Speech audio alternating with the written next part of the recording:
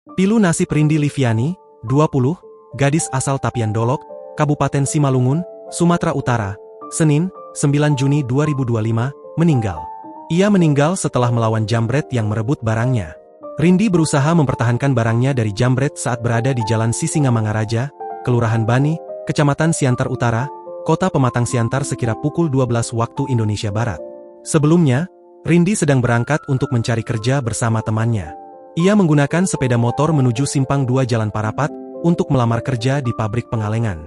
Saat melintas di Jalan Sisingamangaraja, Kelurahan Bani, Kecamatan Siantar Utara, Kota Pematang Siantar, tiba-tiba komplotan jambret menghampirinya hendak mengambil barang berharga milik Rindi.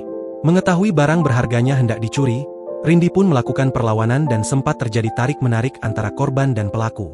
Pelaku dengan korban sempat tarik-menarik di mana jambret berhasil mengambil barang korban, sehingga dikejar oleh korban.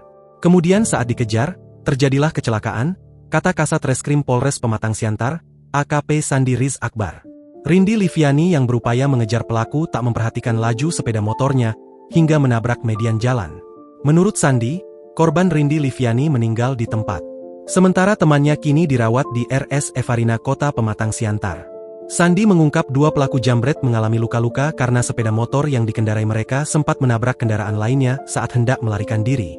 Namun, ia belum membeberkan identitas kedua pelaku. Saat ini kedua pelaku menjalani perawatan di rumah sakit. Kemudian pelaku ada 2 orang, laki-laki, juga sedang dalam perawatan dari pihak RSUD Jasamen Saragih. Pelaku sudah kita amankan, dan akan dilakukan pemeriksaan lebih lanjut untuk dimintai keterangannya, kata Sandi. Download Tribun X sekarang, menghadirkan lokal menjadi Indonesia.